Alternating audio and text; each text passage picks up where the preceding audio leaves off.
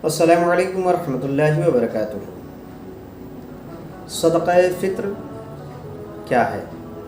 सदक़ा फ़ित्र हर मालिक निसाब आक़िल बालिग मर्द औरत पे वाजिब है। इसे हर इंसान को अदा करना ज़रूरी है। जब तक सदक़ा फ़ित्र इंसान अदा नहीं करता है उस वक़्त तक रमज़ान की तमाम इबादत, रोज़ा, नमाज, तरावी, कुरान की तिलावत, ये तमाम चीज़ें ज़मीन और आसमान के बीच में लटकी हुई रहती है जब तक हम सदक़ा फ़ित्र अदा नहीं करते। तो हर मालिक निसाब पर सदक़ा फ़ित्र अदा करना वाजिब है।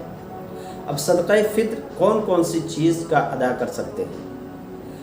तो आप सदक़ा फ़ित्र 2 किलो 45 ग्राम गंदम यानी गेहूँ को अदा कर सकते हैं, जौ दे सकते हैं, आप खजूरें दे सकते हैं, किशमिश दे सकते हैं।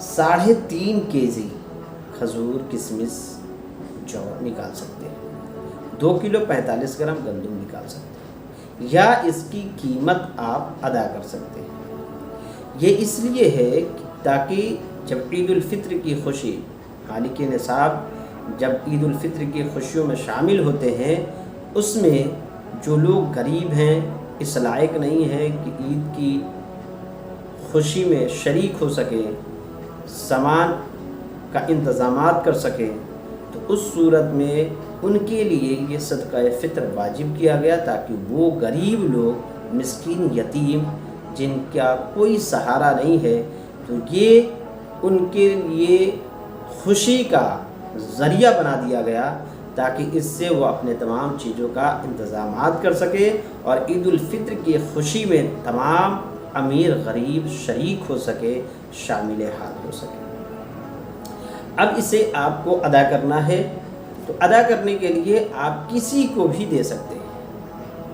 आपके घरों में भी अगर ऐसे शख्स हैं जो इस लायक हैं तो आप उन्हें भी दे सकते हैं, अपने दोस्तों अहबाबों को भी दे सकते हैं, रिश्तेदारों को भी दे सकते हैं, पड़ोसियों को भी दे सकते हैं।